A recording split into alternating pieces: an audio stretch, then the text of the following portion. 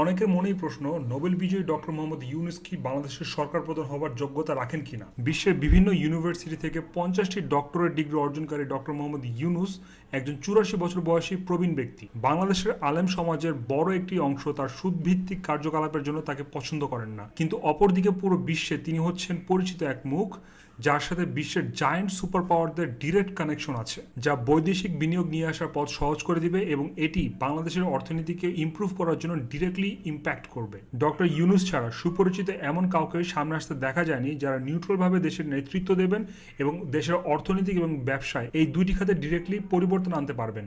আপনি মানেন আর না মানেন, আপনি যদি দেশ চালাতে চান তাহলে সেক্ষেত্রে আপনাকে অবশ্যই চতুর, শিক্ষিত এবং সবার সামনে নিজেকে পজিটিভলি প্রেজেন্ট করার মতন যোগ্যতা আপনার থাকতে হবে। একটি ফোন কলের মাধ্যমে 1 লাখ মানুষ জড়ো করার চাইতে 1 বছরের মধ্যে দেশের সবগুলো খাতে একসাথে সমানভাবে ইমপ্রুভমেন্ট করতে পারাটা বেশি জরুরি, এবং এগুলো তারাই করতে পারবেন যাদের ন্যূনতম একটি বড় সড়ো কোম্পানি চালানোর একটা এক্সপিরিয়েন্স আছে। ইমোশন দিয়ে আপনি সম্পর্ক চালাতে পারবেন, কিন্তু লং টার্ম চলার সময় যে সমস্যাগুলো আপনাকে ফেস করতে হবে সেগুলো আপনি সামাল দিতে পারবেন না। ডক্টর ইউনূসের সুদ কারবারিকে যেমন অস্বীকার করা যাবে না, ঠিক তেমনি তার যে ট্যালেন্ট এবং নেটওয়ার্ক আছে সেগুলোকেও কিন্তু ছোট করে দেখা যাবে না, স্পেশালি দেশের বর্তমান পরিস্থিতির মধ্যে। রাষ্ট্র পরিচালনা করার জন্য যেমন কিছু কঠোর নীতির অনুসরণ করতে হয়, ঠিক তেমনি কিছু স্যাক্রিফাইস করারও প্রয়োজন হয়। আমরা যদি তার সুদ কারবারিকে বাদ দিই তাহলে আমরা পাবো আবেগী চেতনাহীন, সফল ট্র্যাক রেকর্ড যুক্ত একজন শিক্ষিত মানুষ।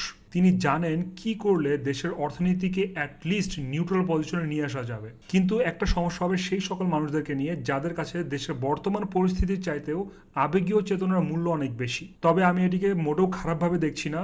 মতভেদ থাকতেই পারে এবং এটাই স্বাভাবিক। তাই পরবর্তী নির্বাচনের আগ পর্যন্ত নিউট্রালভাবে দেশ চালানোর জন্য ডক্টর মোহাম্মদ ইউনূসকে সরকার প্রধান হিসেবে মেনে নেওয়া যেতেই পারে। সুদকে ঘৃণা করা উচিত, মানুষের ট্যালেন্টকে না।